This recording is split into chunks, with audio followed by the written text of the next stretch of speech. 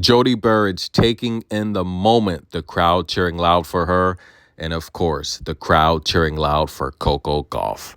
Welcome to Tennis in a Minute. Thanks for staying up. As always, this video is brought to you via the Doctrine of Fair Use, the Fair Dealing, and the Digital Millennium Act. Jody Burrage takes the loser's walk, but she is definitely not a loser. She put on a very impressive performance, at least in the second set. These fans were going crazy. I'm pleased to see Jody step up and rise to the occasion. And Coco Gauff would say in the post-match interview, it caught her by surprise a little bit. That's right. Yeah, she said Jody raised her level, and she was starting these rallies off on the back foot. That's right, ladies and gentlemen. You could clearly see the moment Jody raised her level. She was down 3-2. She had to break back in the second set. And something clicked. Watching this match, personally, I think it was a moment of now or never. Like, what have I got to lose, right? So to speak. What did she have to lose? She stepped up her game, 87-mile-an-hour forehands. She went big on the serve. And Coco said, yeah, she started these rallies off on the defensive, right? She said, and again, she's alluding to because she's so good with her backhand, she's so good returning, that she's normally able to take control of the rally on the first or second shot. But Jody was going so big, she was extending the amount of defense that Coco had to play, and it was evident. Unbelievable. But the post-match interview would get a little bit funny as Coco was asked, look, you'll be 21 soon. Any plans for your birthday? Now, Coco turns 21 in March. If she goes deep at the Indian Wells, then of course she'll be playing. And last year, she was playing during the Indian Wells, and they sung happy birthday to her. So she would also talk about her friends wanting to possibly party in Miami, but nonetheless, Coco would say she might just have a drink with her parents. Listen, Coco, that drink better be like juice or Gatorade or something. But nonetheless, guys, Candy smiled when Coco said that.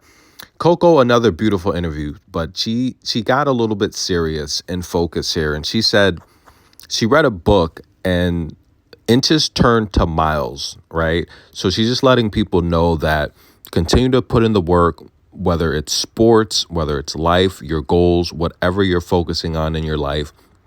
Inches turn the miles. And the same with this channel. I mean, look, we're not the biggest tennis channel on YouTube, but we have a lot of great subscribers, a lot of people that come here, they contribute. And I thank you all for the love and support. And I say it all the time. I don't do it for money. I don't do this to be the biggest. You know, I could put on fancy production if I really wanted that.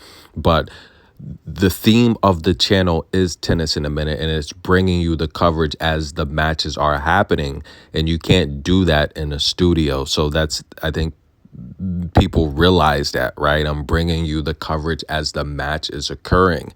You can't go in a studio and do that because I would have to change the name of the channel. So it's Tennis in a Minute as it's happening, and I appreciate the people that they understand the theme of the channel and they contribute with love and just positivity and good energy. So thank you guys for the support. And again, whatever you're doing in life, inches turn to miles. Continue to work hard. Put your best foot forward. Not every day is going to be sunny. Not every day is going to be perfect. And sometimes you're not going to win every day, but you have to find that small win that keeps you going and moving forward. So beautiful words from Coco. Inches turn to miles. You use that. That's a metaphor for life. I was telling someone the other day, you know, just especially in California, the weather is just, it's so extreme. You know, there's wildfires. And I mean, if you go in the California, and if you go in the California desert where, you know, a lot of the produce and fruits and vegetables are grown, you'll see the weather's there is extreme as well, you know. And you know, I'm not talking about near the Indian Wells, right? But again, there's a lot of fog, and you know, people wonder how these 100 car pileups happen in California. It's because of the fog. It's tough to see in the desert. And, as the sun is breaking through, a lot of times you won't be able to see for 50, 60, 70, 80 miles at a time. California has some pretty extreme weather, and I don't think people realize it, right? And that's a metaphor for life. Sometimes the difficult situations, you have to go through them, and on the other side will be the sun. And Coco Gauff prevails, ladies and gentlemen. Beautiful message from Coco. Inches turn to miles. Continue to work hard, and the results will show. And we're seeing that with Coco's game overall. She did have, 7 double faults this match, 9 double faults the previous match, but she only had 1 double fault in the first set. I just felt Jody raised her level, and it caught Coco off guard. And she was able to problem solve and figure it out. But watching Jody play, I'm telling you, I think this is a confidence booster for her. And you never know. I say it all the time. You never know when it all comes together for you. You never know when it turns around and your life just starts to get better and your career starts to take off. I think this could be that aha moment for Jody. The way she played against Coco in that second set, there's not many players that's going to beat her on tour. I've always talked highly about Jody. And look, at one point or another, covering all of these players and giving my fair criticism, their fan base have all come for me at one point. I mean, a few years ago, Jody's fans came for me as well. I don't have anything bad to say about Jody. I think she played her best tennis tonight, but it's going to happen. It's fair criticism. It's not personal. I'm just giving my personal take. I love all the players. I respect all the players. And imagine, as much as you guys support Coco, as much as I support Coco, imagine Coco's fans coming for me. They've come for me in the past too. I've had to give that hard criticism for Coco as well, guys. Coco's had several years where she had stretches, especially the double fault stretch, where the double faults were really bad. And Coco's fans, I'm a Coco fan, but Coco's fans have come for me as well. So it's just fair criticism. I try to be fair about everyone. But right now, I do think Coco is the best player in the world. I think she's playing the best tennis in the world. But I want to look at this draw, guys. There's someone in this draw, and we're going to have a 4th-round matchup that scares me. You saw Jody Burge put Coco on the back foot very fast with that powerful first serve, her powerful forehands. That's what Osaka does. That scares me. The only person in this tournament that I'm scared of is Osaka. But we're going to see if she can get past Belinda Bencic. That's going to be a tough match. I do like Coco to get past Layla. Different matchup here. Now, Coco, I'm going to cover Layla's match as well because I watched that match earlier. I thought Layla played very, very good tennis against Christina Buxa.